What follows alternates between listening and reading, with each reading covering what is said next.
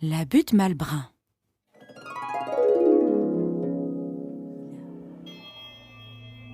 On approche de minuit. On est la nuit de Noël et la messe touche bientôt à sa fin.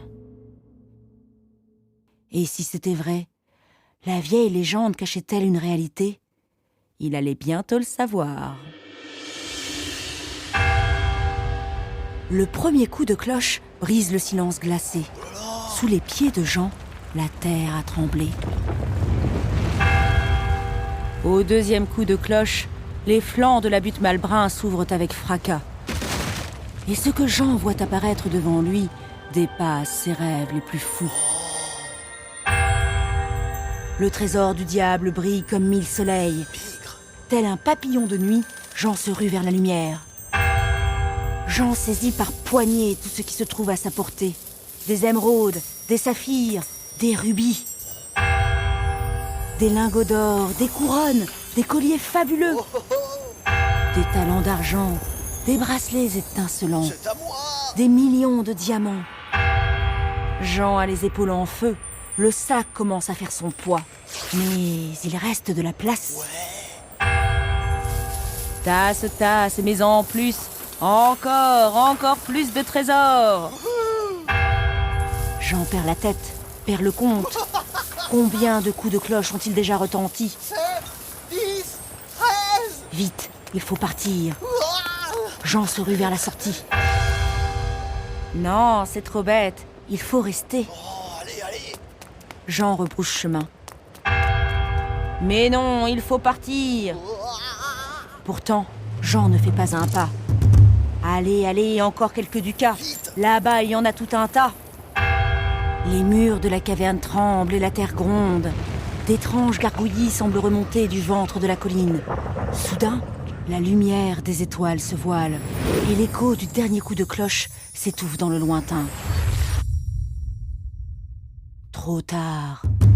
Il est trop tard. La colline se referme. La butte Malbrin avale tout cru le pauvre Jean et son butin. Voilà.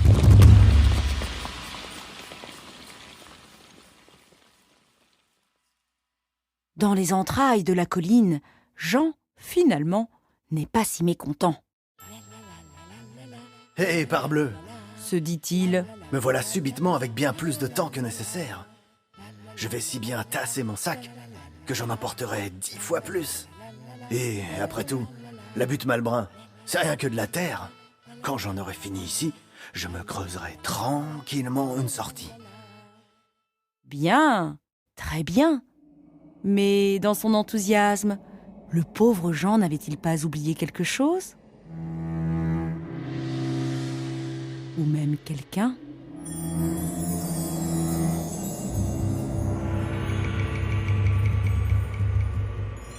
Jamais il ne dort, jamais il ne sort, et ses yeux ne quittent point son trésor. Jamais il ne dort, jamais il ne sort, et ses yeux ne quittent point son trésor.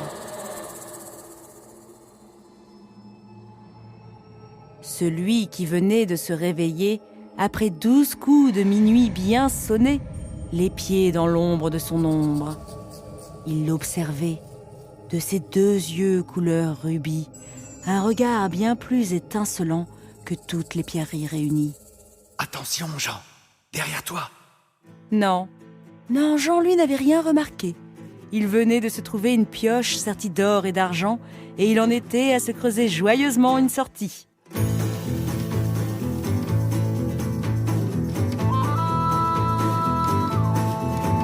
Un magot dans mon dos, ce n'est pas un fardeau. Un magot dans mon dos, ça me donne des biscottos. Et hop, c'est parti, en route vers la sortie. Je suis riche, je m'en fiche, je traverserai cette friche. Une mode de terre, c'est rien qu'une petite affaire. Et hop, qui a cru que j'en serais perdu? Mon beau-père épaté viendra me supplier d'épouser mon aimé dans les plus brefs délais. Et hop, c'est trop beau, j'aurai le dernier mot. Un trousseau, un château Et puis 3000 chevaux, des perdreaux, des gigots, et autant de bons tonneaux. Et hop, par chez moi, je me paierai tout ça.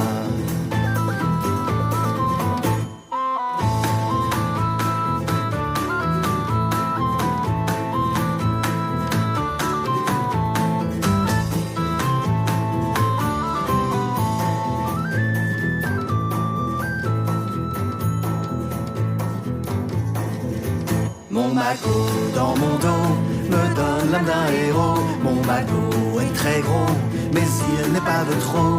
Et hop, très bientôt, je serai rendu là-haut.